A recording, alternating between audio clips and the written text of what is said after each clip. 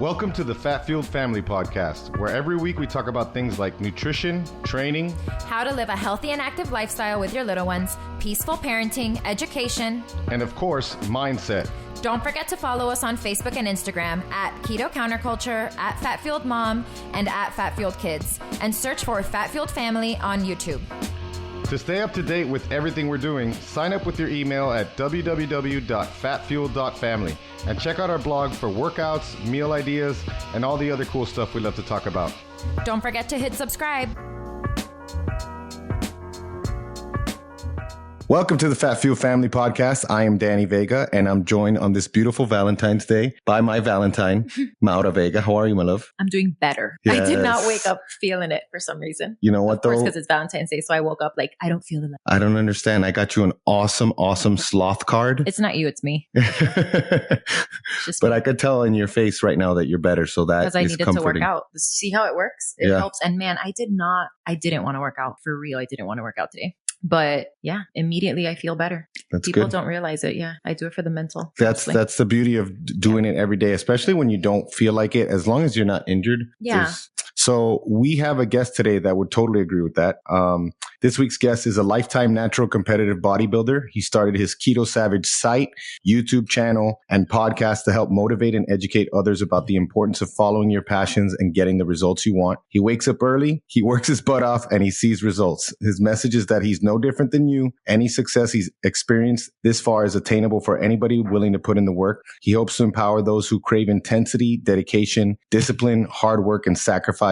He's more than a friend. He's a brother. And today we're going to dissect his life to reverse engineer how to create a resilient human being. Welcome to the show, Robert Orion Sikes. What's up, brother? What's going on, man? Thanks for having me. You had me there when you said I'm joined by my lovely Valentine. I thought that's where you were going to introduce me. But you said Yeah. Oh, don't worry. We still have we had LA. You're still number 2 though. And then and we still have all the other trips we're going to be doing on. Robert, Crystal, Maura, and I are going to be staying together at KetoCon. And Robert and we get our own room. You guys, I'm so excited. Seriously. Yeah. it's going to be awesome. It's going to be awesome. And just so you know, it's only because it's you guys, because if Danny would have put anyone else in a room with me, I would have been like, why do you hate me? But it's going to be fun, especially, well, if I would have had the kids too, I would have felt bad because I would have been like, we're going to torture them now. Great.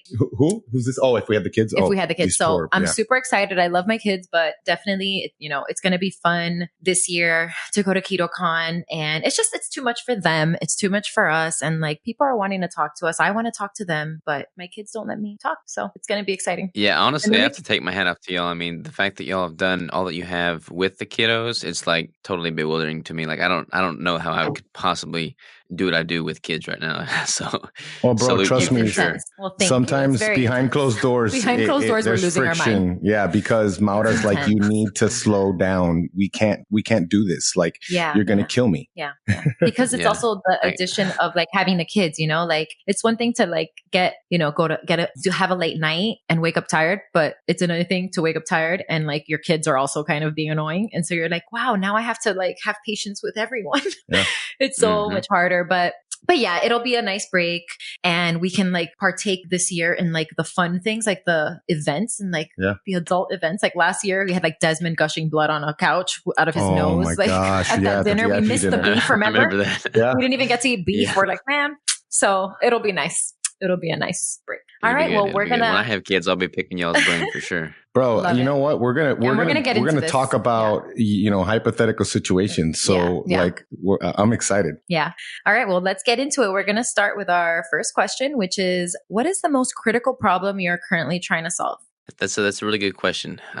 So can I have 2 answers? Yeah. You can have whatever. All right. So like on a technical, basis with Keto Brick and like building the business and building the brand and having, hiring employees and whatnot, it's been just like a really eye-opening experience for me as a leader. So I'm trying to figure out, the best way to approach managing people and doing so in a respectful way that, provides like a cohesive, team player kind of mentality.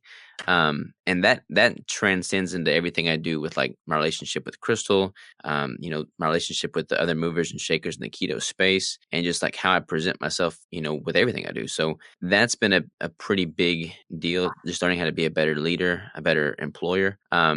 But then kind of on the opposite side of that coin, the business has been like a huge stressor on my life, especially, in tandem with like the bodybuilding and just everything that I'm trying to do and just, hustle through. So I've tried to, like, the thing that I need to probably work the most on that I have not really figured out yet is how to, be at peace with where I'm at and learn to be in the moment and, adopt that mindset necessary to do that. But then also kind of hack the system and put systems in place so that I'm tricking myself and I don't feel like I'm falling behind in other areas of my life. So that has been a big, thing that I'm trying to work through right now. Man, that's a hard so thing because because like you always have in the back of your mind that 2020 is going to be here soon. 2020 you're going to want to do a competition. You got to build that base and you got to continue to add that muscle. And then there's the business. So I get it, man. And I don't even have those things. I mean, I'm just struggling with that. Yeah, it's a juggling act. It is hard. Yeah. It's not easy. Yeah, and like kind of like what we were talking about earlier about the kids, like we're getting married in a couple months, and Crystal wants to have kids before she turns 30. So I'm 27, she's 26, but right now, I'm thinking, okay, I've got X number of years before kids come into the picture, so I'm trying to lay that foundation even thicker, and it's just I don't know, it's just kind of crazy. I can get into my head really easy. Well, we've talked about this because I think both of us, we were talking when we were in LA, how I was like, I'm just not a naturally stoic person like you. And you're like, it's not like that inside my head, and so you do a good job. Quiet, but it's like loud upstairs. Oh yeah. Yeah. Well, we've had a lot of conversations over the years about, what it takes to be a strong, resilient human being. You and I just one-on-one just been talking about this. And to me, one of the things that jumps out is your childhood experience and how it shaped you into the person you are. And I think that's a really important thing I don't know if people know the full picture of the way you grew up. We talked about it when we were hunting and kind of the way you grew up.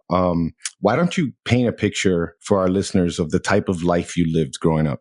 Yeah. So I grew up out in the country. Like we bought land, I believe when I was in like second grade, and I pretty much grew up, out in the country. Plus we have a family farm that's been in our family for the past 4 generations. And my folks are very educated. Like you tell a lot of people that you're from Arkansas and you're living out in the woods, people just assume you're like a hick or something.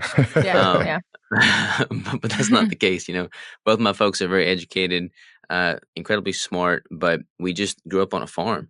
And in doing that, having animals to take care of, having land and having the responsibilities that come with that. I mean, I grew up, like, we lived far enough out of town that it didn't ever make sense to like go in and hang out with friends. Like there was no cool, get together. Like it was just like for our family gatherings, what we did is we go pick up rocks or split firewood or like burn brush, like that was our thing. So in doing that, like having that very kind of old school mentality with just like our day-to-day activities, like it really kind of fashioned me into at least my work ethic from a work ethic standpoint. Like my folks were very, very hard on me because there were just certain things that had to get done in a day for that day to be considered a success. And, I had to pull my weight to be able to earn the right to, eat food at the dinner table. So there was always something to do, always some, physical thing to get accomplished. And anything that, distracted from that was kind of frowned upon almost. So that was a positive and a negative. Like we never had a TV growing up, and we just worked, honestly. Like we just worked, but I don't know. I really have learned a lot from that, and it's shaped me into the person I am today. So I wouldn't change anything if I could. And I mean, I think I know the answer to this, but like, do you feel like you missed out, Robert? Do you feel like you don't know any of the movies I know? You haven't seen any of the movies. Like we were talking with Brian, we were hunting, we were talking about comic book movies. Do you feel like you missed out on all that? Because I mean, it's all the cool movies and the pop culture. It's funny. Like, no, to answer your question, I definitely do not. You can always catch up. But like, I don't know. I it's funny because at the moment, like when I was a kid, I could see my friends, going to do something on the weekend, and I'd have to just be reminded that, okay, I've got work that I have to do. I can't go do that. And it would kind of like sting in a moment then. But now in hindsight, like those same friends are looking at the life that I'm living now, and they would give anything to trade places with me. And I don't know. I don't like to think of things in that terms because I don't view what I'm doing or what I've done as any better than anybody else. But I can look at what I've done and where I've come from, and I'm just incredibly proud of it. And that has just like really sealed the deal on me knowing that I'm on the right path for me. And yeah, I wouldn't change anything. Yeah, man. It's one of the things that Maura and I were like, we really, and we're very, what's the word? Drastic people. Yeah. So it's going to get to a point soon, I think, where. Because I think it has to be drastic. You can't like half have a farm. Yeah. You know what I mean? Yeah, exactly. I mean, I guess you could have like some chickens and that would be a great place to start. Yeah. But yeah, you got to be all in with something like that. But gosh, man, it's something that I think about daily, to be honest, because especially having boys, I feel like they're the ones missing out because because they're not exposed to like the opportunities to do this type of work. And really it's obviously it's a generational issue because you know, we have all this technology now and everyone has access to whatever they want with one click. But we're starting to see the repercussions, you know? I read something, and I've told Danny this, he's heard it a million times, but I read something the other day about the kids that are now in school to become surgeons. And the ones that are training them, like the older generation, are extremely concerned because these kids do not have the fine motor skills and the tactile, and like they're not as good with their hands as they should be because they didn't grow up building things. They didn't grow up doing this type of labor, which builds those skills, you know, like chopping things, just being outside and taking care of land. That was something that most people had to do because we just didn't have the technology. And it's a shame. You know, it's really interesting you say that. Like, there's no one thing that I can point to in my youth and say, okay, because I did this thing, I grew up doing this, I have this skill. But it kind of all meshes together, and it's all just kind of built off of one another. But because I grew up doing that, I think when you grow up doing that, when you just work with your hands and you have to have so much critical thinking skills just on a day-to-day, like you have to be thinking 10 steps ahead.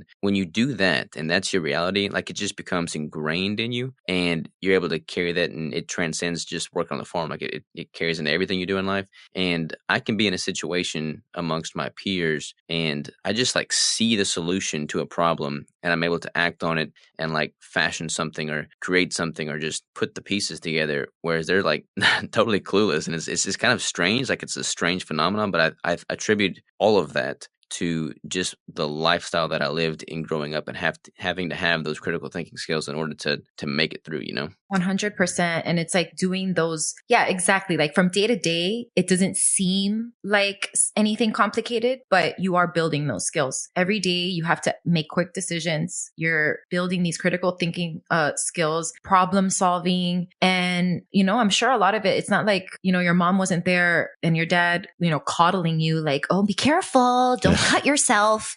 Don't play with knives. You know, like, no, this is the work that has to get done in this house. This is your portion. Good luck. Like you got to get it done. And giving kids that type of responsibility that's, you know, a little bit dangerous really is honestly one of the best ways to make them resilient, to make them smart. Or as John Taylor Gatto says, the fastest way to make your kid a genius. You know, danger and risk are oftentimes viewed as like this negative, this looming bad thing that people should avoid. But I don't know. I think it's imperative that people go through and experience a certain degree of risk every day. You know, like when I was a kid, like I think back on some of the stuff that my folks would have me do, and it's like, wow. I mean, parents never do that these days. Like, you know, when I was 5 years old, I was driving a tractor with a 15-foot wide bush hog on the back. And, like if I fell off that tractor, I'm dead. You know, I'd have a chainsaw when I was 9 years old. I was shooting guns, you know, solo out in the middle of nowhere when I was 10. Like you just don't see that these days. Yeah, dude. Look, there's two things that come to mind. The first one is a little bit biased because I have boys, and I, you know, I think of this. I've been thinking a lot about this lately, and like when we were together on your farm. And you were like, look, you could drop me anywhere and I will be able to survive. I'll be able to I'll be able to build a fire. I'll be able to do all these things, all these survival skills, all these things that me as a city slicker, you know, I'm not prepared. And I hate that, you know, like it bothers me that I'm not prepared. And so like, I see that as a blind spot that I can't let go on with the boys, you know? So I got Desmond and Cub Scouts. We're trying to do as much as we can, but just the other thing about living where you lived and living the lifestyle that you lived is that, and I don't want people to take this the wrong way, because like a ton of people live in the city, but like if you can get out in nature, get out in the country as much as possible, because us who live in the city and grew up in the city, we die younger. It's a fact, like that's statistically we're more stressed. So all of these things come together, and it just, this is why we wanted to have you on, because we wanted to talk about, like, we see who you are, and I really do respect you, man. Like, it's funny because you're 11 years younger than me, but you are one of the, one of the greatest men I know, one of the people I respect the most. So we're just like trying to see if we can share the experiences that molded you into who you are, and see like how we can see how maybe create some sort of a blueprint, not a blueprint, but maybe an idea of what will raise, resilient kids. Yeah, it's funny because like I don't have any plans for having kids in the too near future, but I'm constantly thinking of, in a hypothetical situation, how would I approach this as a parent? Like, what would I want to instill upon my kids, and how would I go about doing that? And I'm quite certain that I want to raise my kids in the country. Like, I want to be able to introduce them to technology and be able to use all the tools that are available to them today, especially from like a business standpoint, like, and communication. I mean, what you can do with technology nowadays is just astronomically, it's just impressive. And to turn a cheek to that would just be complete ignorance. But I want to raise them in a way that just subjects them to so many of the experiences that I was subjected to. And I think the only way to do that is by putting them in, raising them out in the country. And there's so many things that you could do in the city as well. And unfortunately, like, they're not making any more land, so a lot of people just simply will not have access to that. But if you do, or if you're blessed, to have it, I mean, definitely take full advantage of it and incorporate it into your upbringing as best and as often as you can. Yeah, man, that's a great segue into a question that I was thinking about, because, lately I've really been thinking about technology, and I just heard this. I'm going to send it to you when we get off here. It's a Dave Asprey episode with this, lieutenant, who's an author, and he's talking about like violence and the price that we pay for entertainment.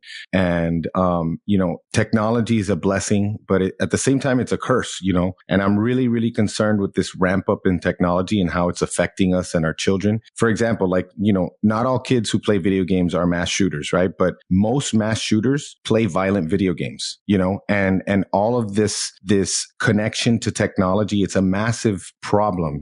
Where do you use technology, and where do you say, man, this is out of bounds? And especially thinking about you and your future family. That's a tough question, because I've tried to bridge the gap. Like, I look at my dad, for instance. My dad is, like I said, one of the most, intelligent people I know. He's just brilliant, but like, he has just been so far the other end of the spectrum that he's just avoided technology. He doesn't even own a cell phone. And I mean, he just is incapable with a lot of things that people should know how to do these days. And I don't ever want to be that way. Like, too much of any one thing is a bad thing. So too much against technology can definitely be a hindrance. So trying to find a way to bridge that gap is absolutely a challenge. And like, for me, like, just the way that my life's panned out, like, I had to sacrifice a lot of my time spent outdoors to, create a firm foundation and build a business. And, in doing that, I had to just like really, weigh heavily on the technology side of things and forego a lot of the outdoor side of things. And I think life is just a constant, ebb and flow. There's never any like solid baseline. It's constantly ebb and flow, yin and yang, so to speak. So you have to kind of just balance that with where you're at in life.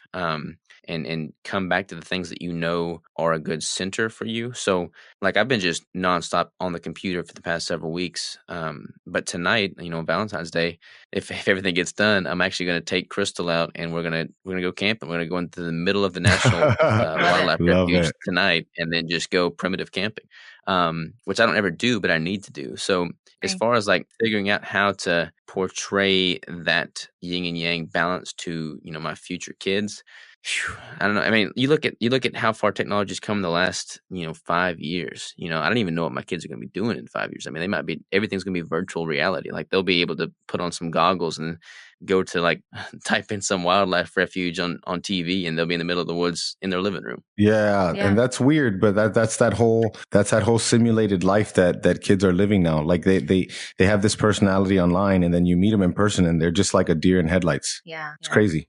Yeah, I think that is probably the single biggest downfall of the uprise in technology. when you look at people's just ability to communicate with other people, I feel like that has been lacking tremendously. There's so much more surface level communication, like with social media, and I mean, you can literally interact with anybody, anywhere, anytime. But like true, deep down, genuine communication, like face to face, I feel like that has definitely taken a hit. And I mean, it's due to the fact that people don't necessarily need to do that anymore to get their point across. Yeah, it's a hard balance because we want, technology is indeed important. And, we think it's important for Desmond to learn skills like he learns. Plus, it's something that he's interested in. So he'll take coding classes and it's definitely important for them for their future, just to open up opportunities for them to learn how to use these technologies and, learn coding and all of these things. But yeah, when it comes to communication, like we had to call our friends on the phone, like we didn't have, it's just so much less, how do we like the connection? It's less threatening. It's online. Less threatening online. You could create this persona, and yeah, it's so true. So I think you have to just, that's where it has to be like in the household, the family. Like when we're at dinner, like we're not on our screens. What is this? Like, because if you let it happen, both kids will be on their iPads, and me and Danny will be on our phones. Oh, we have to be like, okay, guys, we're not gonna be on any devices, and you start with yourself being an example. Let's talk, and you don't have to say it in a threatening way. I try not to make a big deal out of it in general. Like if I find that they're watching too much YouTube or on their iPads, well, first of all, I never remind them to charge it. So I'm like, oops, I guess it's not charged. Maybe charge it. And then they don't ever do it. Or I'll just say, hey, it's a nice day outside. Let's go outside. But they usually it's like that disconnection. And just something I thought of when Danny was talking about like the mass shootings and the violent video games. It just made me think of that's another thing that we're so detached from, because before technology or even movies, I remember it says it in the free range parenting book, the only time you would witness violence is if it happened in front of you. So if someone literally got killed in front of you, because now we see it on TV all the time. And then it's different to kill something in a video game or a person than you shooting that deer. It's a different experience. Like that's more. It trivializes it. It trivializes it. Yeah. So yeah, absolutely. It is kind of funny because, like these, like schools, for instance, like schools are incorporating a lot more technology into their day-to-day, classroom setting. So if I was to say, okay, I'm not going to let my kids have an iPad or have a cell phone, I'd be putting them at a disadvantage by the time they have to go to school, because that's just going to be the baseline. That's going to be the norm. Right. So it's a weird phenomenon but I'm going to have my kids, familiarizing themselves with an iPad at, 4, 5, 6 years old. Whereas I didn't get my first cell phone until I was senior in high school. I think. Yeah, high school. I didn't, dude. I'm older than you guys. I had a beeper in high school. Yeah. I had a beeper, but I was like in like middle school maybe, because you old. I'll tell you what, though. One thing that I do think I will incorporate, or not incorporate, I guess, is I honestly do not see any benefit to having a television set. Like a TV is so much more of a waste and just a time sink than any value it adds. I mean, anything that you could benefit from TV, you could pull up on the internet. You could watch Netflix, you can download, you can go rent a DVD. Like there's literally no benefit to a TV, and it just winds up becoming this black hole that people turn on and just let rumble in the background. And like anytime you're in a room with other people and TV's on, people just look at TV. Like it drives me crazy. It drives me insane. Like I am so weird about TVs that when I'm in a conversation with somebody, I can't not look at the TV, because the TV is like this weird oddity in my life because I never had one. So I'm like, just turn that thing off. It's making noise. It's making noise. I totally agree. And this is something where I've actually changed, and thankfully, thanks to Danny, because that was a long time ago. Yeah. I grew up with a TV in all the rooms, and I would literally turn my TV on and then turn around and go to sleep. But it had to be on. And then when I moved in with Danny was like, what? We don't have TVs in the room. There's no TVs in the room. And honestly, now I'm just like, I'm with Robert. Like I can't, since I've gotten used to that, like I'll go like visit my mom, and like she has like the news on in the background, and I'm like, Mom, this is why she always wants to put on the why you're having and my dad too. Now. My dad too. Yeah, I'm like, this is why you guys have anxiety. Like and a lot of times nobody's even watching it. I'm like, can we turn this off? It's just noise. It's so distracting. Yeah. So yeah, I'm with you. Yeah, nobody's ever watching it, and it's like 90% negative. So it's just like filling your life with negative things. And not only that, but like here's something I'd like to get y'all's take on. I'm curious here.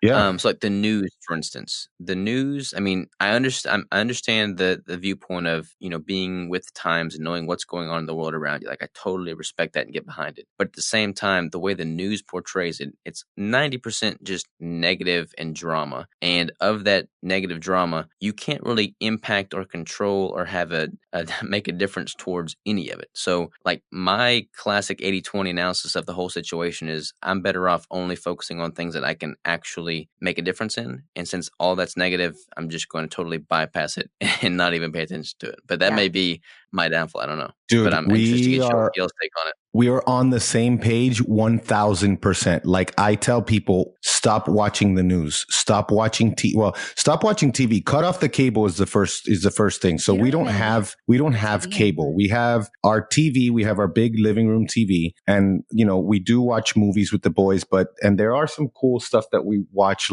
usually it's inspirational. Yeah. It's usually like, there's one that we love. It's Tales by Light. It's like photographers that go all around the world and do different things. And so that's like an entertainment thing. And like, honestly, when you're talking about never having a TV, it's one of those things where it's like having a little bit of TV in my life has been a habit that I honestly would love to break. And I think we need to do more of these weeks, like zero TV weeks, zero, because when we do that, we connect better, we sleep better, all of those things. But also like in the sense with like the whole news, because the news, first of all, you don't even need a TV because now Facebook has become the news. Like you're getting the news from all these different sources and you're just being told what to be scared about, what's the next recall, the secret killer in your pantry at 11. Like if it's so scary, why do I gotta wait? I'm sleeping at 11.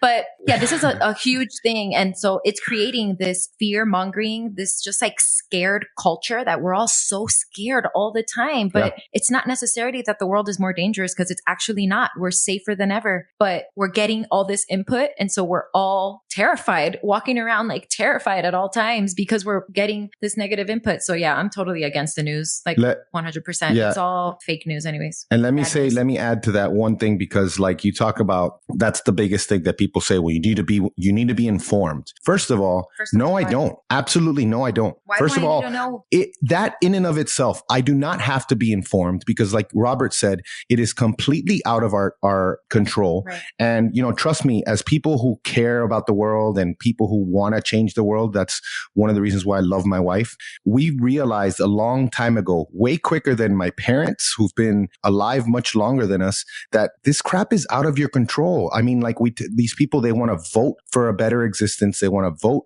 for a better world. And that's not going to happen. And then they want to watch the news and be angry about it. Yeah. And then the other thing. So number one, I don't think it's important to be informed. Number two, I would rather be like, let me think. I'd rather be Opie or someone Ignorance is bliss. I'd rather be I've said this with the kids, like, I'm convinced at this point, with all the research that we've done on homeschooling, that my child would be better off, much better off, like significantly better off, if we didn't do anything. Like, forget about homeschooling. Just, hey, kids, go outside, spend your days the way you want to growing up. And I can almost guarantee that my child will turn out better than an educated, like, quote unquote, educated child. Yeah. Yeah. No, I mean, I wouldn't add it at all. I mean, the way like the media that we've just been, dished out on a day-to-day basis, I mean, I'm not really sure it's adding any value to anybody's life. And it's just crazy. And this is going to be like super controversial. I'm probably going to lose some listeners, but I don't even like watching or paying attention to or care whatsoever about any team sports. Like people literally. I've moved in that direction too, man. I have too. Yeah, and it just boggles my mind. Like people they'll put aside their entire life to watch a game on TV. They'll bet on it. There's like fantasy leagues, whatever that even means. I don't even know. And people will just put all their energy towards this thing that is a bunch of other people doing something. Like, be a player in life. Don't be a bystander, a watcher. Like, I don't want to watch a game. I want to go live my life. Yeah. That's such a good point. So it's not just about the game. It's kind of it's like a waste of time, you know? Danny used to do that. He's gotten so much better. We used to be like at Disney and he'd be like, where am I going to watch the game? It's almost 3. I'm like, why are you ruining my entire day? I wanted to watch the Gators and I always watched Gator football, and it's been like 3 or 4 years since I've done that. But you see, we could like go to a game one of these days for the kids. It will be fun, but you know, I think Robert, bro, like, and I'll join you and be controversial too. I think a lot of people, and I think it's a natural thing to feel comfortable as a spectator. You know, it's harder to be a player, and you don't have to be a football player. You just have to do stuff. I notice the more stuff I'm doing, like the more I'm doing stuff, the less time I have to, like you said this a year ago, and I'll never forget it because I was like, man, I'm so behind. I haven't heard your podcast in a while. I really want to listen to it. And you were like, you know, we're busy creating so much content that we don't have the time to consume the content. Right? And that's, I would like more 100%. People to do that. But listen to our shows 100%. Though. Yeah.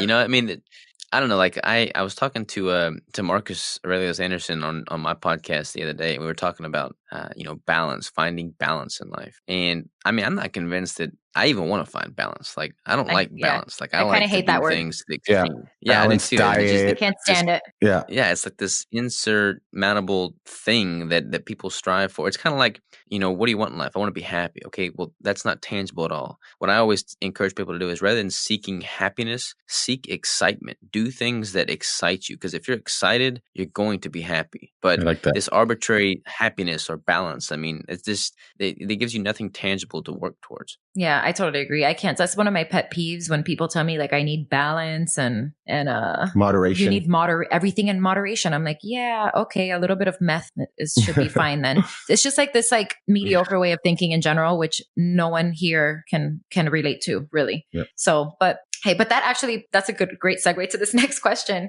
Cause nowadays, I mean, our culture, we're obsessed with instant results, instant gratification, hacking success, you know, and so on. And you don't often see people with a large platform talking about the importance of putting in the work as a goal in and of itself. What can you say about the day-to-day repetition and why that's so important to achieving mastery? You know, it's so important. People don't talk about that. You know, I'm really kind of glad that society has shifted to this very short-sighted, you know, quick fix, give it to me now kind of mindset and philosophy, because what that's done is it's removed 90% of my competition. Yeah. Because I'm going to keep doing me, and I'm going to keep playing the long game, chipping away day by day by day, and I'm going to beat everybody that's trying to make it overnight. That's just the reality. Yep. Yeah. And you know, you look at businesses nowadays are making decisions that are if you were to like rank long-term vision versus, you know, short-term profit, because they're all nervous. They all want to get that instant, you know, success. And even like a large business, like these larger businesses are losing sight of that too. And they don't see clearly, and they make these decisions that may seem like a good decision for the short term, but in the long term, it screws you. Yeah. I don't know, a lot of people, a lot of businesses, they're all trying to blur the lines a little bit and do what is safe, what they feel comfortable, what they see everybody else doing. They feel like they could just kind of nestle in there and just go with the flow, so to speak. But you got to shake things up. You know, like you might be able to last a little while if you're just kind of going with the flow and doing what everybody else is doing and kind of riding that momentum. But to like actually make a difference, make an impact, find fulfillment, and bring value to other people's lives, you have to be so different and add so much like unique value that people are just like forced to look at your story because they can't afford not to, because it's just so different than everything else they see on a day-to-day basis. People are just overly beat over the head with so much information, so much media, so much content. If you don't shine through that, then you don't stand a chance. So every decision I make in life is kind of made with the underlying question of, what is this going to do to my story? Like, is this going to be an interesting, you know, plot twist in my book of life? I mean, like when I decided to get this warehouse space and live in the warehouse, it was like a no-brainer for me. It's like, cool, I'll be able to say on podcast, hey, I'm living in a freaking warehouse. Yes. You know? I loved it, dude. I was so excited for you. Cool. Absolutely. Yeah.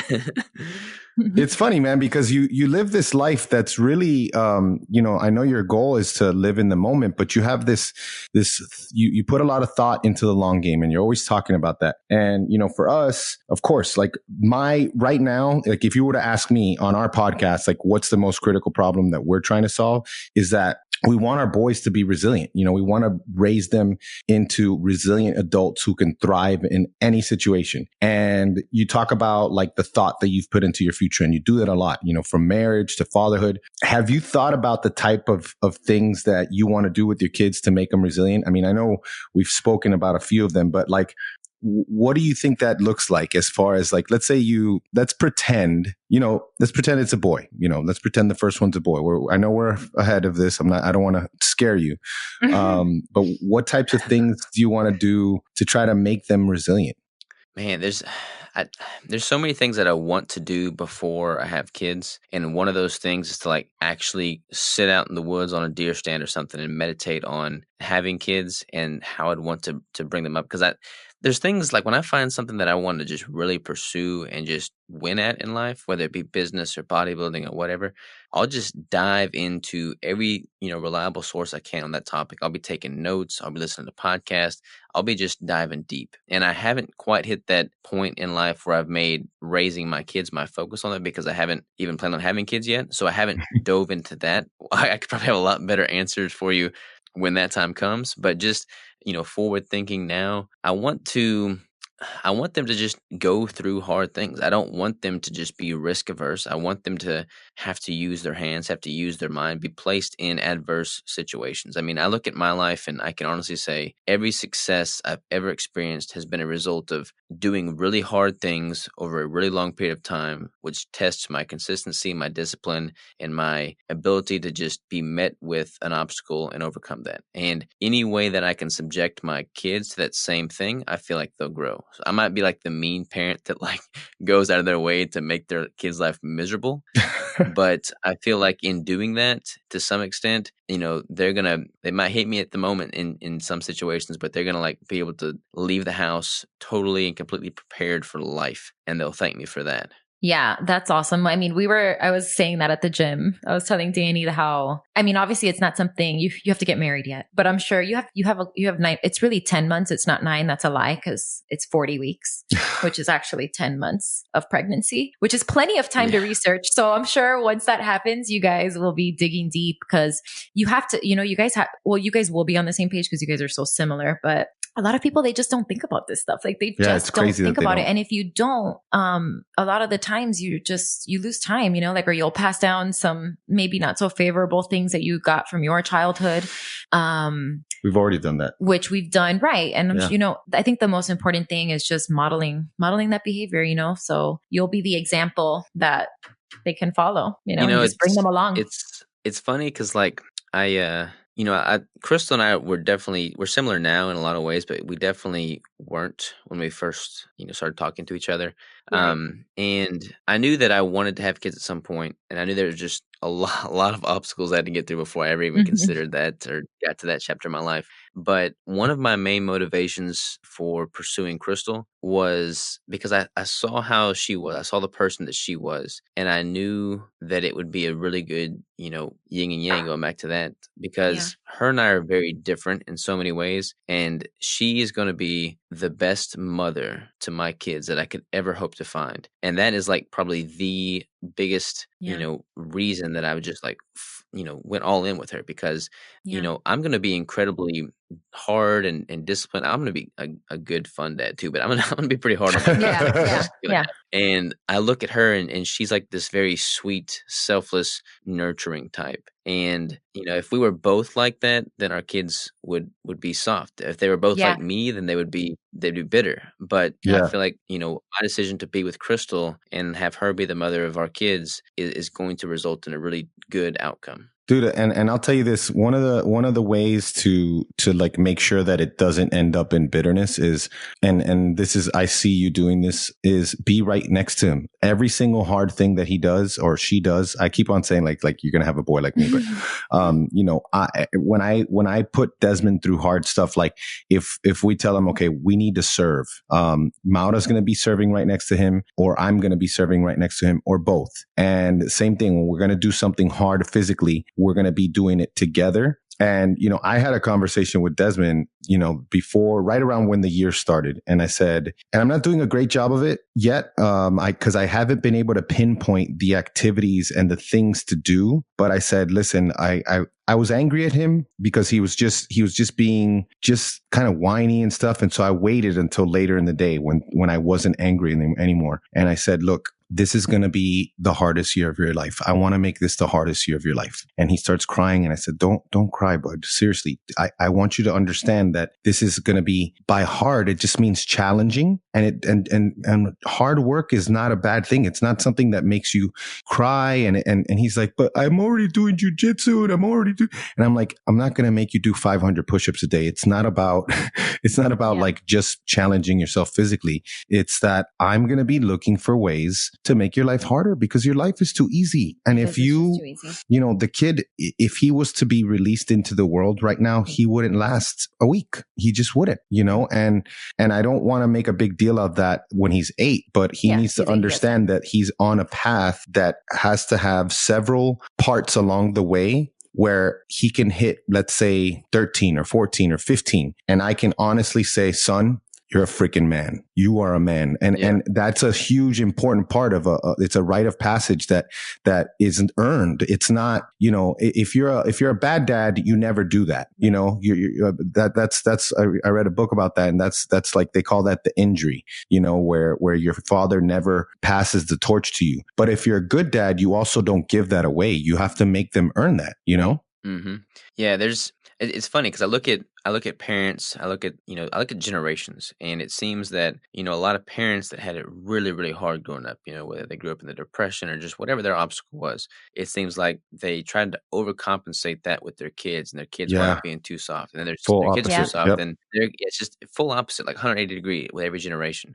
So finding that, way to mesh that and carry the positive attributes forward to the next generation and leave the negative, like that's a challenge. What my dad wrote me, this is I can't believe I remember this, but when I was in high school, the teacher had an assignment and we had to go to our parents and they had to write a letter to us, which was, it was like we were seniors in high school. So it was like a letter to us for being seniors and going out in the world. I don't remember exactly the way it was all set up, but we couldn't open it. And then until that one day, like the last day of school. So we opened it up, we read it, we shared what we had. And I was literally in tears after reading my dad's letter.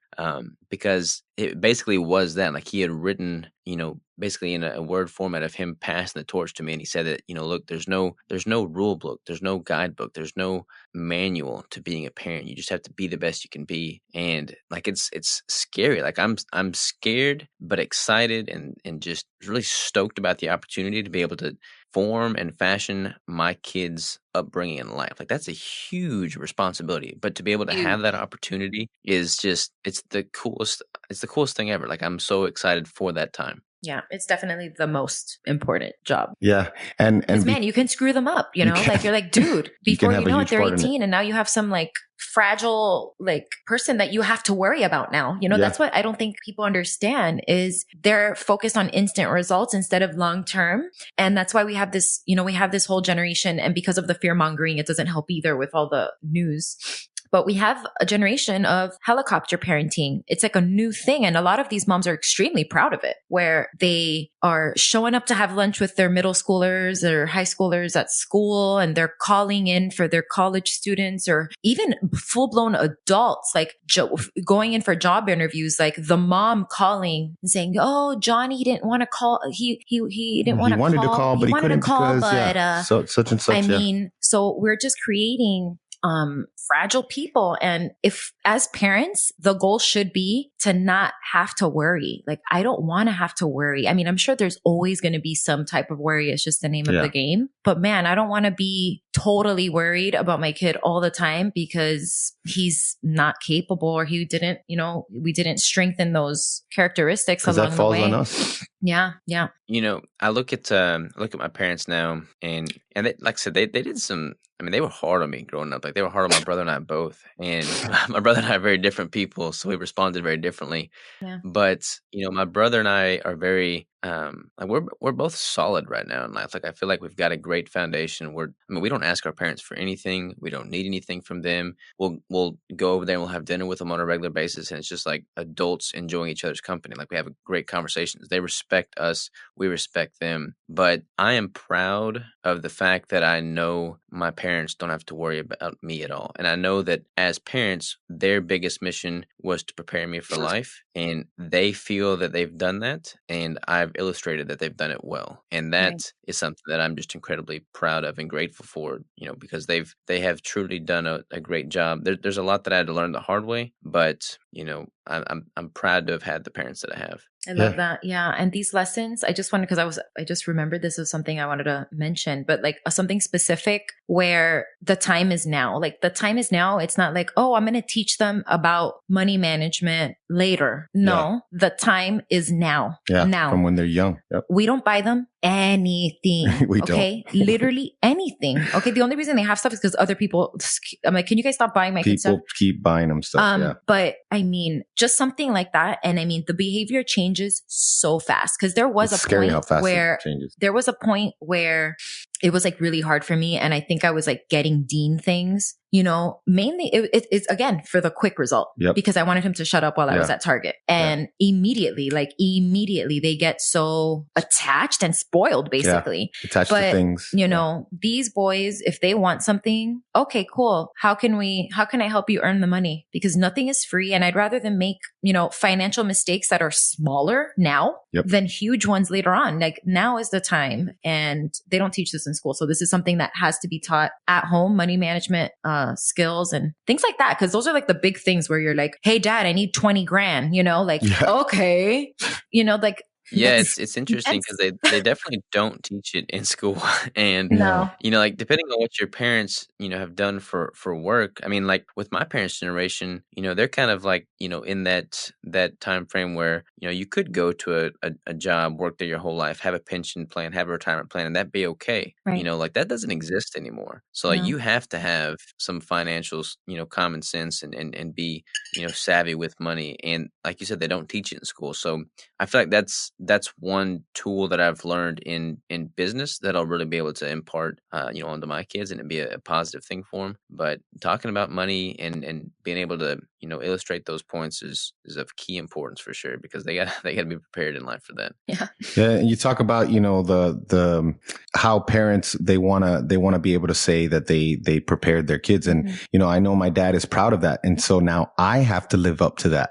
I have to do for my son what my dad did for me. Right. And I can't do it the same way because we grew up, we were bankrupt when I was 10. Yeah. Like your dad we didn't have money, we didn't, and so like I'm having to find ways to do that. And it's not quite on the subject, but it kind of reminded me, there's an author, her name's Brené Brown, and she wrote a book called Daring Greatly. And it's all about being vulnerable. And when we think about our kids, like when you look at your kids, she says that the most terrifying feeling is joy. And the reason why is that just think about it this way. When you look at your child, I'm getting goosebumps just thinking about this, because when you look at your child, you're just like, oh my God, this child is the most beautiful thing I've ever seen. Like I've never loved anything as much as I love this child. There's nothing that even compares. And then the first thing that happens is you think about losing them. You just, it's the worst. Yeah. You think about like their death. You think about like, and that fear is,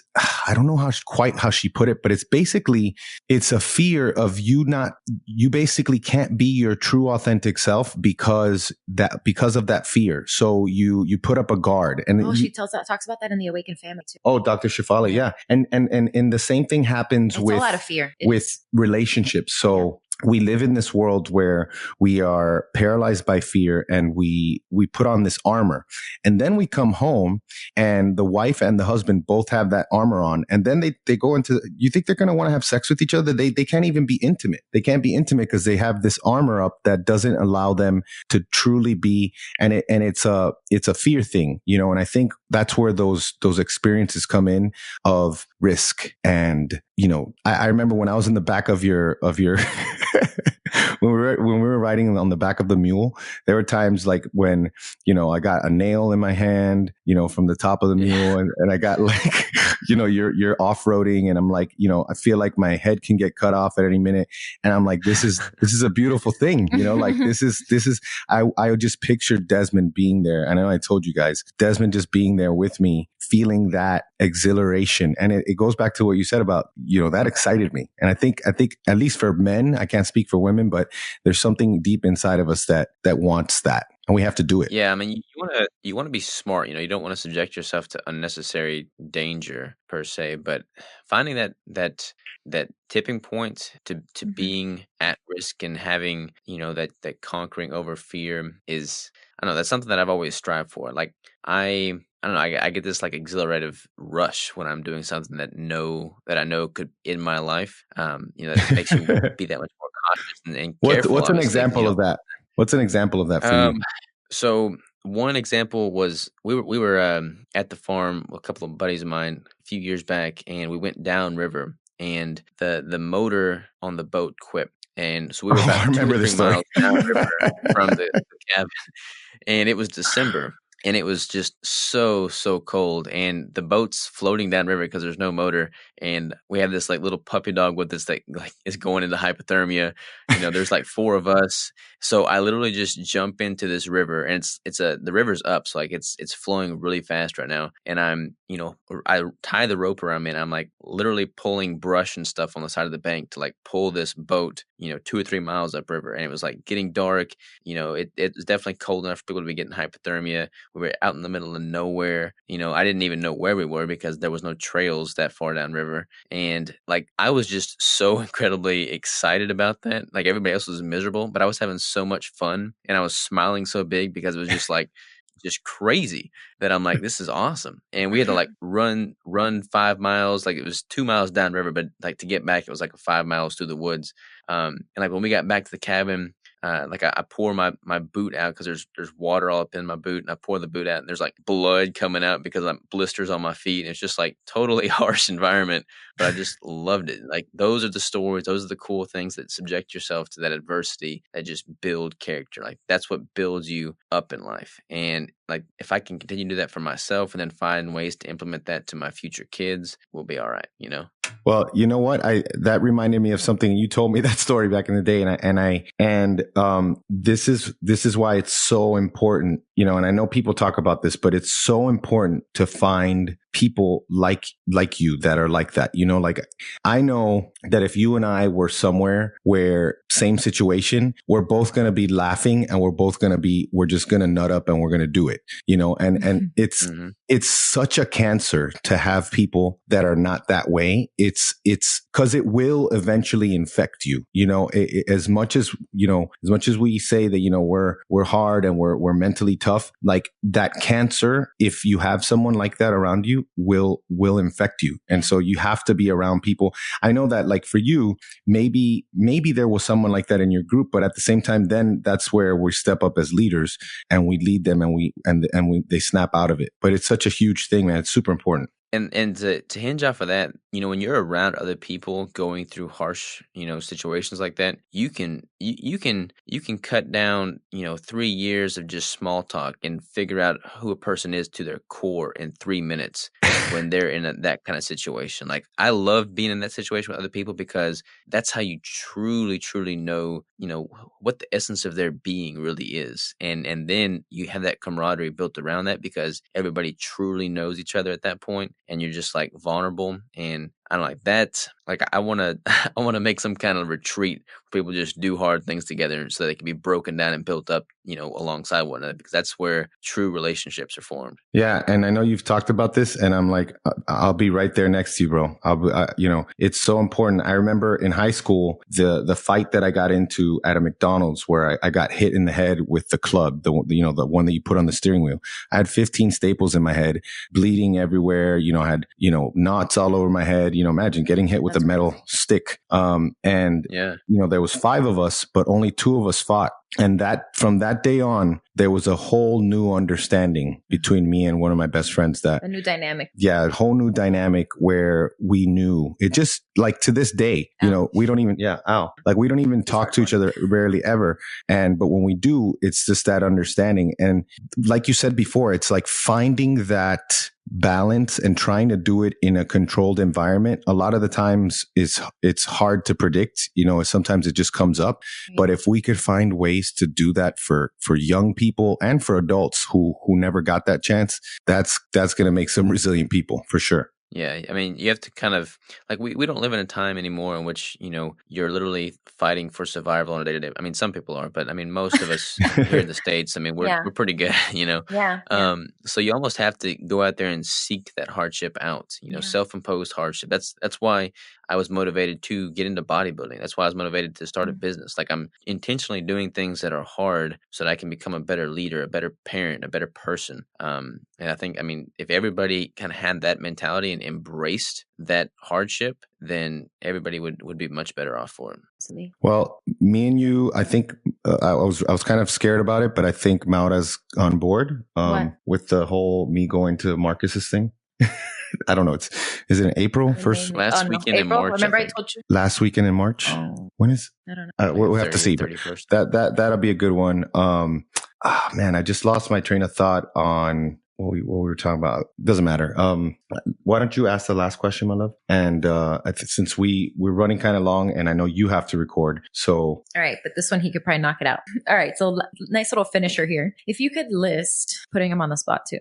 Yeah. If you could list 4 to 5 things growing up that shaped you into the awesome human being that you are, what would they be? And they could be, I mean, experiences or life, hobby, like lifestyle things. Hobby things. Yeah.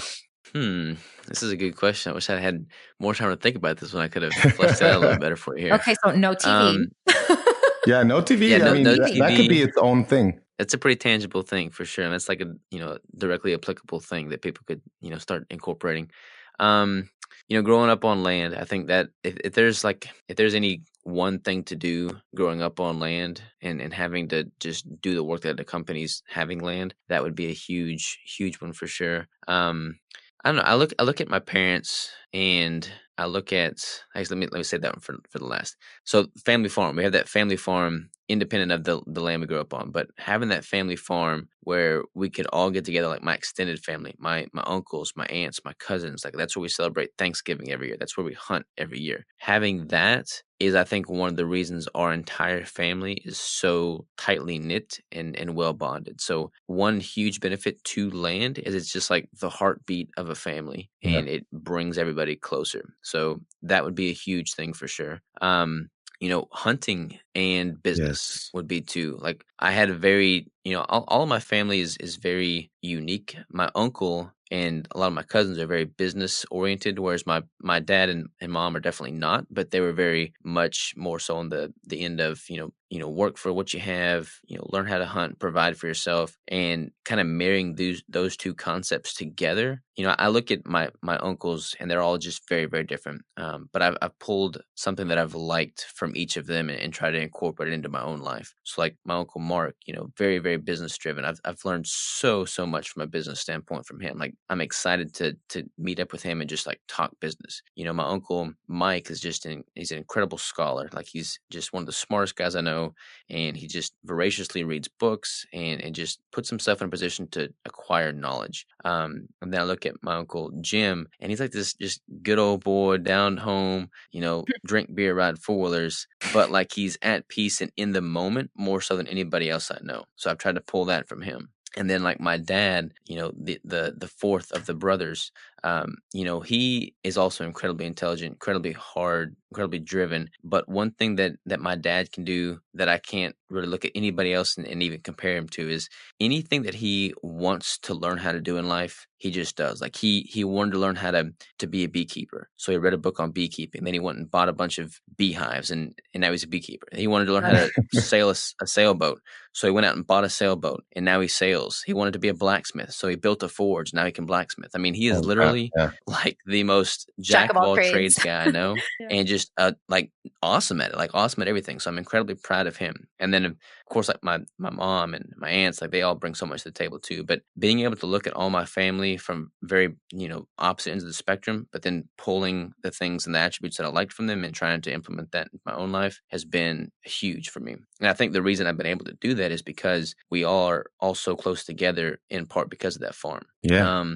And then I look at just, kind of going back to my parents and my immediate family, like my brother, my parents were and are very, very hard, and they were very hard on both Tyler, my brother, and I. And there was times in life growing up where like we just freaking hated him. Like we just, like Tyler ran away from home for a week. I would just butt heads with my dad all the time. I mean, we would fight, and I would make good grades, and we would still fight. Like I was doing everything I thought I was supposed to do right, and we would still just butt heads. But now that I'm 27 years old, I've been living outside the house for several years now. I can look back on the style of upbringing that he did, and I just appreciate it. Like there was one day where I was just getting cocky, and I'm like, anything you can do, Dad, I can do better. And he was like, all right. He had these like ways of just teaching lessons. Like he went out after that conversation, he went out and cut down this big tree, and then cut that tree in half, and then he had these two trunks that he put in the middle of the yard, and he gave me an axe and he gave himself an axe. And he's like, all right, the first person that cuts through this tree wins, So like he would just do things like that would teach lessons. And I don't know, I can't appreciate that more than anything. So yeah, that would be a couple pointers for sure. I love that. And I love that about your dad. That's like kind of how unschooling works. Like people don't understand, like Desmond will just be like obsessed with one thing for a month or even a week, whatever, however long it lasts. And then he's done. And then he goes to something else. So I love that. There's nothing wrong with that, Yeah. I love that. And it's just, you're picking up skills. And so that's why many skills, yeah. For us Cub Scouts, I think it's going to be huge, because like the combination of him learning new skills, getting the badges because he loves, getting those, like collecting those skills, and it's a tangible, reminder of the skill he picked up, and then talking about it with others is a huge thing. Mm-hmm. And that's why I thought that would be good for him. But I'm glad we had this conversation, man. I hope, I don't know if we've, you've covered this on other podcasts before. So I wanted to just take some time because, people respect you and we respect the hell out of you. And, it's definitely something to be said about the way you grew up and how that can turn into, like a resilient human being. And so we hope that all the parents listening can take some of these pearls from, so that they can like incorporate them. But I know you got to record. So before we let you go, I don't know if people know who you are. Where can they find you? Curious. Keto Savage. I mean, anything Keto Savage online, you'll find me. Instagram, YouTube, my website, ketosavage.com. So type that in, or ketobrick.com, one or the other. You'll find me somehow or another. So one of those two will lead back to me for sure. Yeah, we'll put it all in the show notes, obviously. All right, brother. Thank you so much. Yeah, thank you. I really appreciate this. This is definitely a unique and different approach to most of the interviews I've done, but I can really appreciate what y'all doing, where you're coming from. This is an interview that I want to share with my folks, just as an appreciation and a kind of a token of what all they've done for me. So thank y'all. Well, let us know how they like it. I love that. For sure. All right, brother. Talk to you soon. Take care. Have a good one. I've been looking for a way out. I can't find my way now. I just need you by my side. Lately, I've been thinking, baby, we could get away and never look back. Never look back. Never look back. No. Never look back. Never look back.